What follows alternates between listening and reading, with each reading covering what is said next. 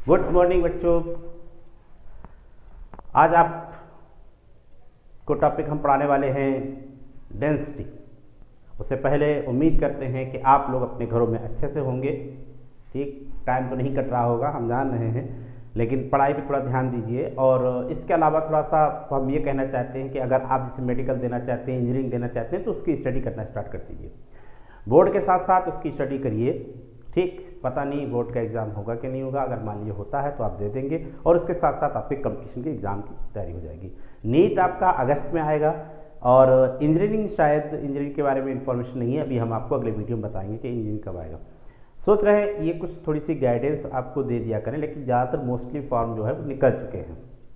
ठीक, तो अगर आप मेडिकल करना चाहते हैं तो मेडिकल के लिए तैयारी स्टार्ट कर दीजिए, अगर आप बायो लिए हैं तो। ठीक है, तो आज हम आपको बताने वाले हैं वीडियो में क्या चीज़ कि वीडियो में बताने वाले हैं हम आपको कि डेंसिटी कैसे निकाली जाती है। अब आप में भाई क्रिस्टल वाला चैप्टर आप पढ़ रहे हैं, ठीक है, तो इसलिए हम क्रिस्टल यहाँ पर लेके चल रहे हैं। तो डेंसिटी जब आप पढ़ेंगे तो किसकी बात पढ़ेंगे? क्रिस्टल की ही पढ़ेंगे, यानी घनत्व तो किसका पढ़ेंगे? यहाँ पर क्रिस्टल का पढ़ेंगे। तो आइए देखते हैं हमारे हाथ में ये क्या है।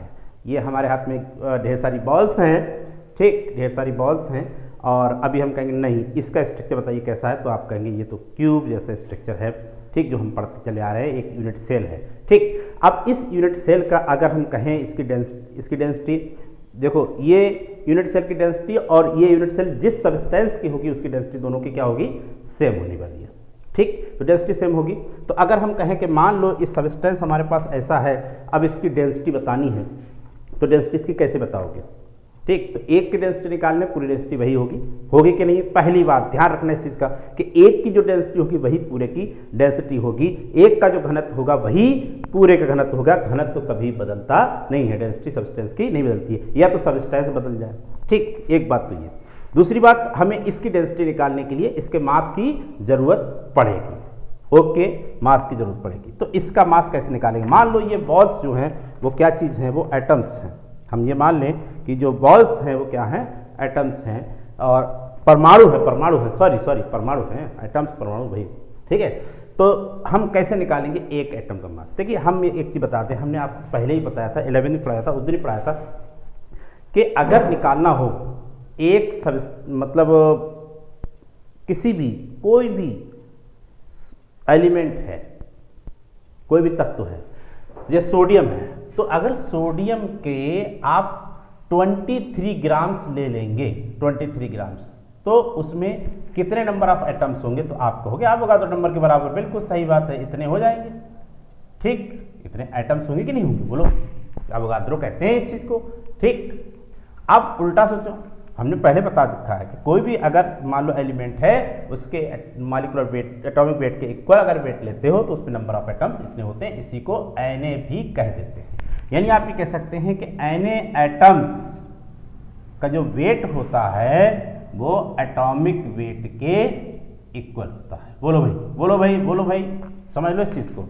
अभी हम ये चीज़ें क्लियर कर दे रहे हैं ताकि वीडियो में आपको अच्छे से समझ में आ जाए। तो Na एटम्स का वेट जो होता है एटॉमिक वेट के इक्वल होता है। अगर एक एटम्स की बात करें तो कितना होगा? तो आप कहोगे एटॉमिक वेट अपॉन Na, ये आएगा। ठीक, इस चीज़ का ध्यान रखना। तो दो चीज़ ध्यान रखना है, एक तो फॉर्मूला ये वाला ध्यान रखना है, दूसरा ये वाला ध्यान रखना है। ठीक, तो आइए चलते हैं वीडियो की तरफ, देखते हैं वीडियो में क्या बताया गया। तो ये एक इकाई सेल रही, ये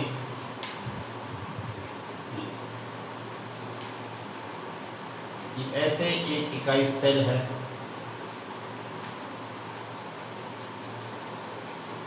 लंबाई चौड़ाई इसकी बराबर होनी चाहिए, लगभग बराबर मान लेते हैं। ये कितना है? A है, और उसके बाद ऐसे बना देते हैं।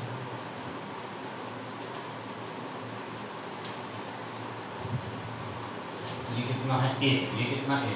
यानी इसकी कोई भी साइड जो है वो A है। ठीक, सपोज कर लिया कि इसकी जो कोर है, साइड है, वो कितनी है? A है। तो पहले पॉइंट वही हमने लिख दिया A। अब इसके हिस्से में मतलब जैसे इस पे ये बॉडी सेंटर्ड हो सकती है, ये सिंपल क्यूबिक्स हो सकता है, ये फेस सेंटर्ड हो सकती है, बॉडी सेंटर्ड हो सकती है। जिस हिसाब से ये होगी उसी के हिसाब से इसमें इसके हिस्से में number of atoms, number of molecules, जिससे भी मिलकर बनाए, अगर ये एटम से मिलकर बनाए तो नंबर ऑफ एटम्स होंगे। तो इसके हिस्से में कितने, जैसे मान लो सिंपल आपने पढ़ा है तो कितने होता है, एक आता है।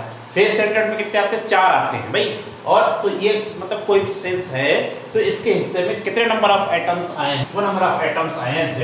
ठीक, माना number of atoms present per unit cell, इस सेल के हिस्से में कितने नंबर ऑफ एटम्स आए, Z आए। जो एटम्स आए हैं इसके हिस्से में उनमें कुछ एटम्स का एटॉमिक नंबर होगा, एटॉमिक मास भी होगा। ठीक, तो उनका एटॉमिक मास, एटॉमिक वेट या एटॉमिक कितना है, एटॉमिक मास जो है उनका कितना एलिमेंट का m है। अच्छा, इसका आपसे कहे इसका आयतन कितना होगा, इसका आयतन कितना होगा, तो कहोगे a क्यूब। भैया क्यूबॉइड है, ये क्यूब है, सॉरी क्यूबॉइड क्यूब है, और क्यूब है तो a हर तरफ है, बराबर है, तो a क्यूब हो जाएगा। तो a क्यूब को निकाल लिया, ये कितना आ गया, a क्यूब आ गया। ठीक, इसकी यूनिट सेल का जो आयतन आया, इकाई सेल का जो आयतन आया वो कितना आया, a क्यूब निकाल लिया हमने। अब जब हमें इसका आयतन पता है, ठीक है, इसका आयतन पता है तो हम इसका घनत्व भी निकाल सकते हैं। तो डेंसिटी ऑफ यूनिट सेल कैसे निकालेंगे भाई, डेंसिटी का फार्मूला क्या होता है, हमने पढ़ रखा है m = v × ρ, v × d, v × ρ, या d कहे बातें की तो ρ = क्या हो जाएगा, m/v। तो m/v, m का मतलब मास, तो mass of unit cell upon volume of unit cell, ये क्या हो जाएगा, ये निकल आएगा घनत्व, इसकी डेंसिटी निकल आई। उसको हमने रो से नोट कर दिया, किससे नोट कर दिया है, रो से इसको नोट कर दिया। ठीक, अब ये चीज एक अलग हो गई। इस फार्मूले के हिसाब से हम निकाल सकते हैं इसकी डेंसिटी, इस सेल की डेंसिटी निकाल सकते हैं। ठीक, इससे निकल आए। लेकिन रुके, ठहरे भाई, एक चीज देखें, इस यूनिट सेल का मास है कितना, तो यूनिट सेल का मास बताओ, इसका मास किस पे डिपेंड करेगा, आप सोचिए किस पे डिपेंड करेगा भाई। अगर नंबर ऑफ एटम्स 2 होंगे, 2 पे डिपेंड करेगा, 3 होंगे, 3 पे डिपेंड करेगा, 4 होंगे, 4 पे डिपेंड, कैसे निकालोगे, क्योंकि इसके हिस्से में कितने नंबर ऑफ एटम्स आए हैं, हम कहा Z आए हैं, तो Z × एक एटम का मास। 2 आते तो 2 एटम्स का मास रखते, 3 आते 3 एटम्स का मास रखते, यानी 3 से मल्टीप्लाई करते, 4 से मल्टीप्लाई करते। अब Z है तो Z से मल्टीप्लाई करोगे किसको, नंबर मास ऑफ 1 एटम। ठीक, तो आप कह सकते हो कि mass of unit cell equal to हो जाएगा number of atoms per unit cell into mass of 1 atom. आपने रख दिया, तो मास ऑफ 1 एटम कितना है, पता नहीं कितना है मास ऑफ 1 एटम, नहीं पता। हमको ये पता है कि अगर हम किसी भी एटम का मॉलिक्यूलर वेट ले लें तो उसमें एवोगाड्रो नंबर के बराबर एटम्स होते हैं, यानी m में कितने एटम्स होते हैं, Na एटम्स हो गए, तो एक का कितना हो जाएगा, m/Na, तो ये m/Na, तो यहाँ पर ये आ गया m/Na। क्यों आया, क्योंकि देखो ये Z तो ये होता ही है, रख दिया, और यहाँ पर क्या आ गया, अब upon Na, Avogadro number divide करते हैं कि एक एटम का मास ही निकल आया। ठीक, ये बराबर किसके आया है, यूनिट सेल के द्रव्यमान के, यूनिट सेल के मास के।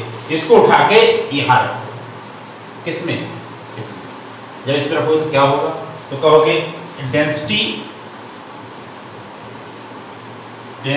ऑफ यूनिट सेल, तो डेंसिटी ऑफ यूनिट सेल बराबर क्या हो जाएगा, ऊपर मास, डेंसिटी ऑफ यूनिट सेल का मतलब रो डैश, ऊपर कितना है भैया, ऊपर कितना है, ऊपर मास कितना निकाला है, यही तो मास निकाला है। फिर रखोगे Z × m/Na, और नीचे क्या आ जाएगा, नीचे a क्यूब, और ये डेंसिटी निकल आई, किसकी यूनिट सेल की डेंसिटी निकल आई, तो यही डेंसिटी तो क्रिस्टल की होगी।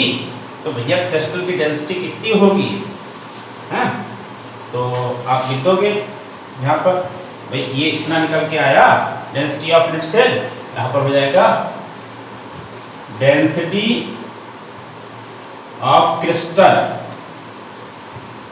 बराबर density of unit cell, density of unit cell मतलब रो डैश, ये भी कह सकते हो। अब तो इसका फार्मूला फिर क्या हो गया, ये रो बराबर हो गया कितना, Z m/Na × a क्यूब, ये फार्मूला आ गया। जो डेंसिटी भैया सेल की होगी वही डेंसिटी तो क्रिस्टल की होगी, क्योंकि क्रिस्टल किससे मिलके बना है, इसी से, तो इसकी डेंसिटी और क्रिस्टल डेंसिटी सेम होगी, इसलिए यही उठा के वहां रख दिया जाएगा। ठीक है, समझ गए?